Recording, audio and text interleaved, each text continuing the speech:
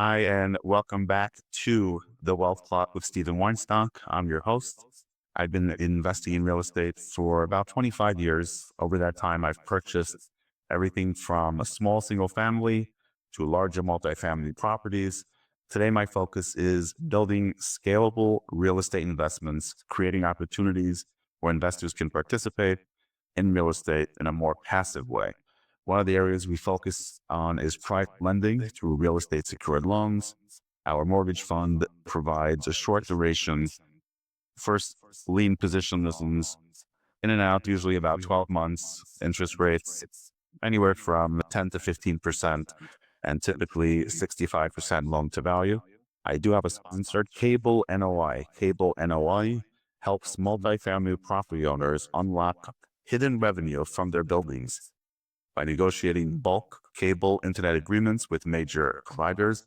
In many cases, cable company pays owners an upfront per door fee and provides ongoing revenue, all without tenants needing to change their plans or owners to handle any kind of billing or anything like that. If you own an apartment building with 20 units or more, simply visit cablenoi.com, plug in your address. It's free. It's always free. They'll get back to you about 2 weeks later, letting you know if there's an offer on your property. Today's guest, I'm a little nervous to have him on, even though this is episode, 39. You'll see it in the show notes. His name is Joe Fairless. He is famous, so it's hard for me to stick to my script that I have in front of me, so I'm a little jittery over here.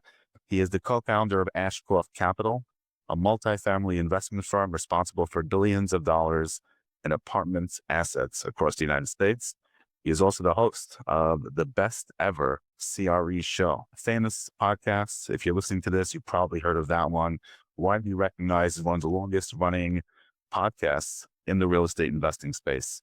Thousands of interviews, operators, investors across the industry. Joe, you started your career in New York. Am I correct on that? You are correct. I sure did. Before you were in real estate, you were in advertising. That's right. Yep. My major at Texas Tech. So I'm from Texas originally, born in Michigan, but from Texas Tech originally, was advertising with an English minor. And my first job out of school, out of Lubbock, Texas, was in New York City. I wanted to be in New York to compete with the best of the best in advertising. So I went to I worked on Madison Avenue on 51st in Madison. The building overlooked St. Patrick's Cathedral, and it was right by, I think there's a Nike store right across the street also, a big old Nike store. So I worked in advertising for my first 8 or 9 years in New York. Wow. Okay. So I have a little background in that career also. So I started buying real estate. I started buying real estate in 2001, but in 1998, I was working on Madison Avenue and 27th Street, right near it's the New York Life building. At least that's what I saw in the background at the time. I think it's no longer called the New York Life building. And I spent about 3 years working on online advertising. This is back then. So this is pre-Google. You were ahead of the curve. Oh yeah. Oh yeah. So this is pre-Google. We were working with companies like DoubleClick, which eventually got bought by Google.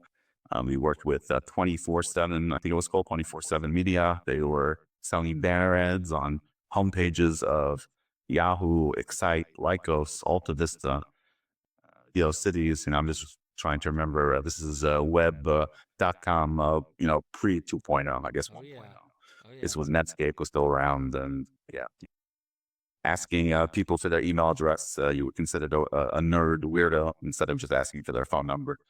But I definitely remember those days. Wow. How'd you pivot after, I guess, 8 years in real estate to real estate? Sorry, in advertising to real estate. Yeah, it was gradual, and then there was just an abrupt shift. So the gradual part was I was buying single family homes.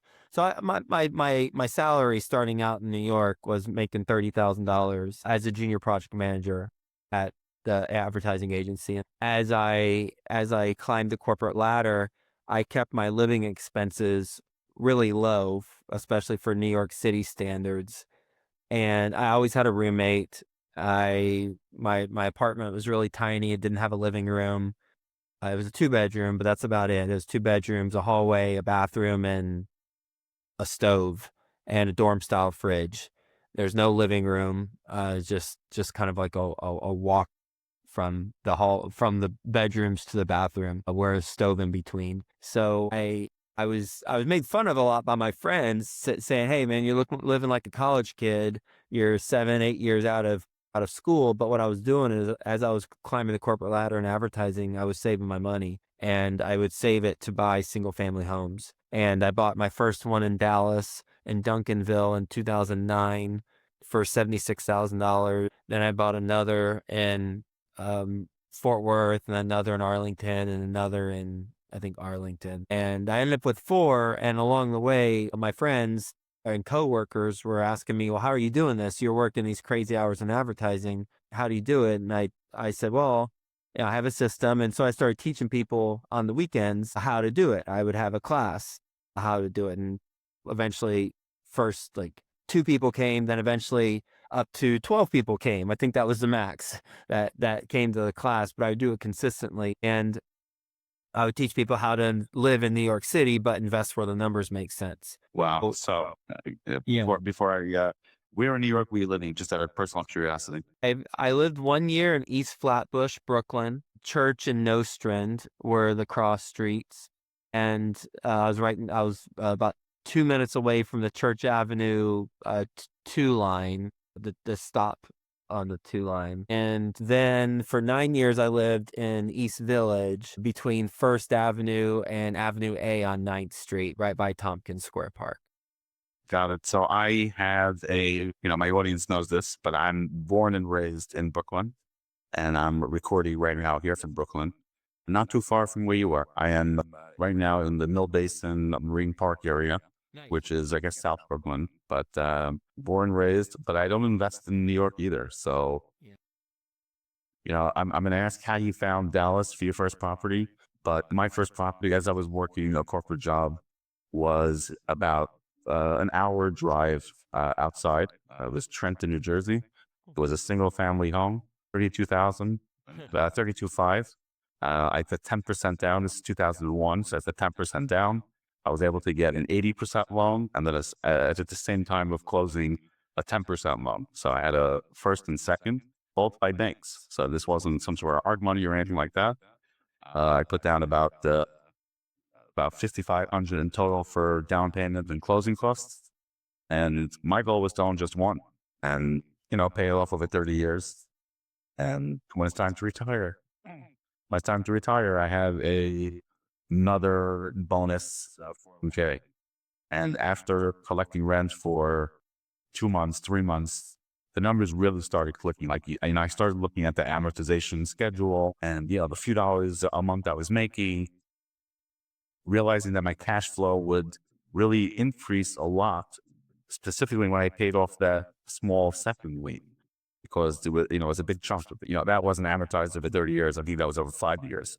So, I had a larger payment, but I knew as soon as that's paid off, I'm really in the money. And, I said to myself, why not a second? Why not a third? During that time, it was a little easier to buy. This is a pre-prime. Like you said, you got into it in 2009. So 01 to 07 was very, I hate to use the words easy, but it was very easy to buy 1 to 4s. Just about all my debt was always fixed for the most part. I didn't have any of those arms, adjustables that a lot of people got into trouble with in '08. So it was very good to me. I maximized my luck during a good time. So how'd you find Dallas? You work in New York. You're not from New York, but I guess investing in New York is too hard. Yeah. Well, I'm curious. Do you still own that first property in So Trenton? the first property I happen not to own, but the second and third I still own, and I still own a bunch in that area. Even though I haven't bought in that area in over 10 years, maybe even more, I still own a few. Some of them is sentimental. Some of them I've been able to refine, pull out, and I haven't really felt the need to sell it. Don't get me wrong, I've sold plenty of stuff over the years, usually just for, lifestyle. I started online when I was a kid, so to speak. Now I'm married with 7 kids. But every time I sell something and I drive by like a year or two later, I get upset, hey, it's worth more than I sold it for. And I really went through the hassle of putting it together and buying. Maybe I could have just, refinanced them. But it's just the way it goes sometimes. Did I hear you had 7 kids? Yeah, I have 6 boys, 1 girl. My oldest is 19 and a half. He's in college in the city. And my youngest is first grade. Wow. And the same question I get all the time after I say that. So I'll just preempt with an answer. Yes, it's with the same wife. Yes. I wasn't gonna ask that, but that's funny. Well, you asked about how I got involved with the deals in Texas. Well, it was my sister was a real estate agent in DFW. I was from Fort Worth. So it was, I guess, turnkey for you, at least those It initial was. properties. They were, except for the fourth. So I got more creative on each of as I kept going. So the first one, I put 20% down, I think, 76. Yeah, I think I put 20% down. Yes. I remember putting 20% down because all in it was about $20,000. And then the second one, I put 10% down through a loan program called a home path loan. The third one, I bought all cash, but then I did a cash out refinance shortly after and got, I think most of my money back, or maybe all of my money back. I don't quite remember. And then the fourth one I bought with a line of credit that I had from a credit union. I bought it from a wholesaler, and that was the non-turnkey one that turned into just a mistake on my part because the first 3 were turnkeys. Great, I'm remote, everything works. The fourth one, I had to hire a contractor, and it was a family friend, but turns out the family friend, they were within their family, they were on the outs. There was some dynamic there that I didn't know about, and anyway, the property didn't get renovated as quickly as I wanted. And I ended up selling that fourth one for about what I had put into it. So I learned, not to do renovations remotely, because that's more of a hands-on thing. What was some of the first bumps you had in the first, 2 or 3 properties that you bought? Is that what it was? Oh, that was one. Another was property management. The very first house that I bought hired a property manager, a Century 21 property management group. So they were, they had the brand name, but they were terrible, absolutely terrible at that group. And I ended up creating a website for the house and marketing the website on Craigslist, and you're just trying to get the thing rented. And then eventually I found a really good property management company in DFW. And again, this is however many years ago. This is like 16 years ago. So I don't even know if they're around anymore because I don't buy single family homes. But they were phenomenal. So it was finding the right property management company and being more hands on when I needed to. At first I thought it was just, you buy the house, it's and the management company leases it, and then that's it. But there were more twists and turns. I also realized that when someone would move out, yeah, I'd make $250 a month, but when there was a move out, that cost $3,000 to get it move in ready, and that would wipe away the profits for a year or two. I saw the importance of keeping the residents in the homes for the long run, even if it's slightly below market rent, because I still profit and I pay down the principal on the loan and time's on my side. How long were you in this space before you pivoted to multifamily? From 2009 to 2013. And then 2013, I got a 168 unit property because I was teaching that class on single family homes, and a boss of mine at the time, or a former boss at the time, he said, "This is good, but if you ever do something larger, let me know." So I realized that I had customers before I had a product. I had potential investors before I had actual deal. So then I ended up getting through a master lease with option to purchase, which is a whole creative financing structure, 168 unit in Cincinnati. Got it. Yeah, creative financing was and is my best friend, and that's how I was able to buy lots of 1 to 4s, and I even took some of that skill or creative ideas into the multifamily space as well. I've kept the owners sellers in the deal with some sort of creative finance, component to it. When you were giving these classes when you first started, this was live, I assume, right? This wasn't Zoom. This is pre-Zoom. Yes, it's pre-Zoom. Yeah, this is in person at co-working spaces. I just found, well, I mean, And you were charging for these classes, I assume.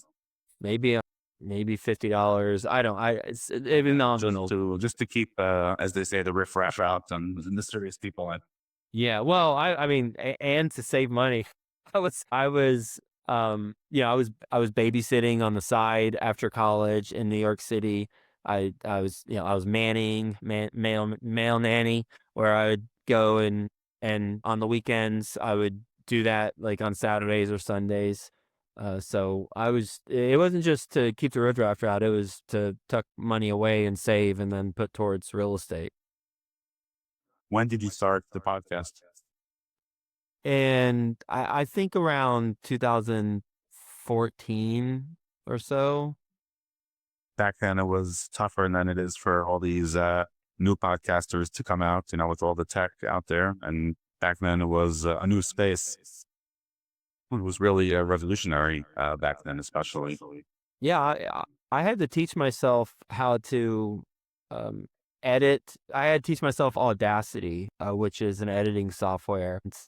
Yeah, I had to start it from scratch. One podcast was helpful, and that was Entrepreneur on Fire, Don Lee Dumas. I researched all the stuff that they did. So there was a model, and there were some other real estate podcasts out there. And I don't know if they're still doing it now, but at the time it wasn't anything like it. Like now you don't even have to have human beings to have a podcast. You just upload a script or upload a document, and then a bunch of robots talk to each other that sound like humans, and there's a podcast. But nothing replaces what's going on right now between us, where I'm learning about you, you're learning about me, we're building some rapport, we're getting to know each other. I mean, that's the stuff that people are going to miss out on if they just do the robot version of things, and you lose the soul of what it's like to be a human on this earth. And I'm all about AI and helping it do and having it do things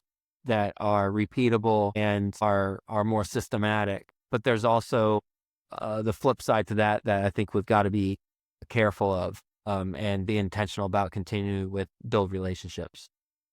Yes. I use AI a lot or more and more. And, just like everybody else, originally it was just to help me write some emails. And then it was, instead of searching YouTube, I had, find a feature in some sort of property management software. I would ask ChatGPT. I started playing around more and started using, learning about automations to help with just some, 3-minute tasks that I have to do 2 or 3 times a day. And to have those automated, it used to be, hey, it's 3 minutes, I could do it from my phone, but now it's automated, and yes, just 3 minutes, but it's, 3 times a day for a week, comes out to, 1 billion hours a year or whatever the number is. And to save that time, it's really phenomenal. I always thought of myself as this tech guy, and I'm 47, but hey, I was selling internet ads in 1998 over here.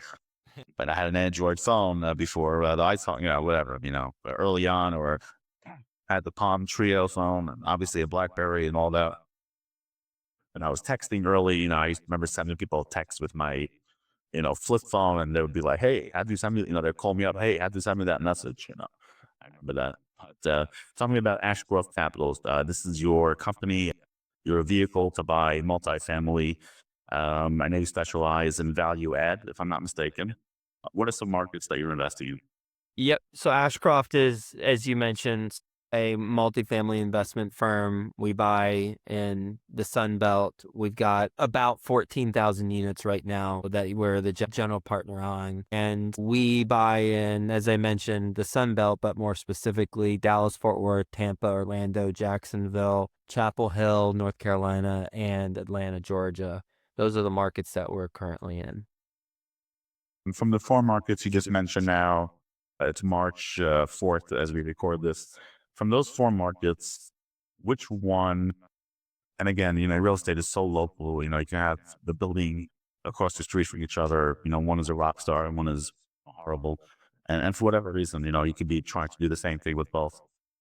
These markets from these four that you're just not loving as much as, maybe a year ago or 2 years ago.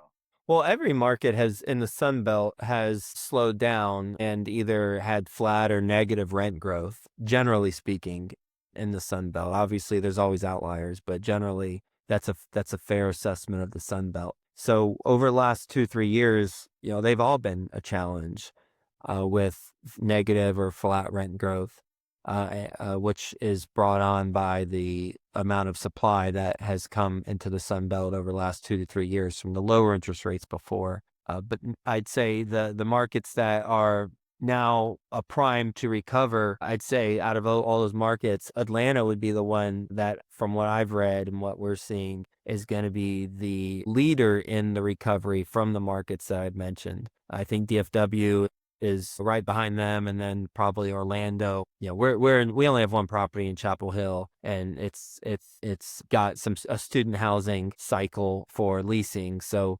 that's a bit of an anomaly. But I'd say Atlanta first to the recovery, then DFW, and then Orlando after that.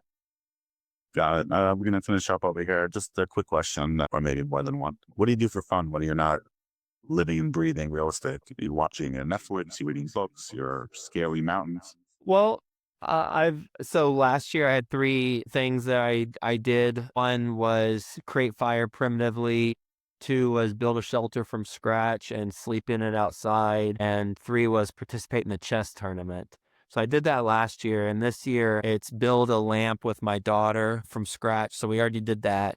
It's I'm looking at my list. Walk 100,000 steps in a day. That's inspired from the book The Long Walk by Stephen King. We'll see how that goes. And then 2 other things: carve chess pieces. So learn how to carve and create chess pieces. And then the last thing is play 2 songs on the guitar. I do not know how to read music. I'm watching videos for children on how to learn how to play the guitar, and that's where I'm at now. Wow. Do you document these like online or any videos, or just your own? It's for me. Yeah, I'll take a picture once it's done, just to document that for my own purposes. But I don't document it like the progression. Got it. Wow. Okay. Here, I thought you were going to tell me you're binging Law and Order at. I love Law and Order. I haven't seen it in a long time, but man, for Law and Order, not that's top 3 favorite shows. Joe, first of all, thank you very much. I know I have a heartbreak over here. I sound very network corporate over here, but I know I have to go over here. But tell the audience how they can reach you: websites, email, phone number, whatever it is you want to share, social medias. I'll make sure I put it in the notes. I'm sure everybody here knows you. You're Googleable, as they say. Just so the show notes happen. Sure, you can go to ashcroftcapital.com. Simple. Got it. No LinkedIn, no Instagram, or everything. Yeah, I'm on LinkedIn also, but I'm to the best of my knowledge, I'm not on the other stuff. At least I don't do it, but I am on LinkedIn. That's how we got connected. So happy to connect with people on LinkedIn also. I just so everybody at home knows, when I first started this podcast, I reached out to Joe and I asked him, "Hey, you're huge, you're famous online. I'm a guy who's thinking about doing a podcast. Why not get you?" And most others similar, in stature, basically just, ignored me. And he wrote me saying, "I'd love to participate. Schedule's tight. Come back to me after you did 30 episodes, give or take." And that motivated me. So when I was up to like episode 6 and I decided, hey, I think I'm done, I would find my old DM from Joe and say, "Hey, I just did episode 6. I'm going to start bothering you in a few weeks." Same thing, 12, 15, 23, 24, whatever it was. And Joe, thank you very much. I appreciate you coming on, keeping me motivated. I'm not going to ask you to come in for my 40th episode, since this is 38 or 39, but maybe, I don't know, 250th episode. I'll ask you to come back so I could pick your brain and be in awe. I really appreciate it, Joe. Thank you very much. Another episode of The Wealth Clock with Stephen Weinstock, available everywhere. Subscribe, tell your friends, tag us, etc., etc. Reach out to Joe. tell him this was the best episode ever. And he should share more pictures of his chess set. Thanks a lot.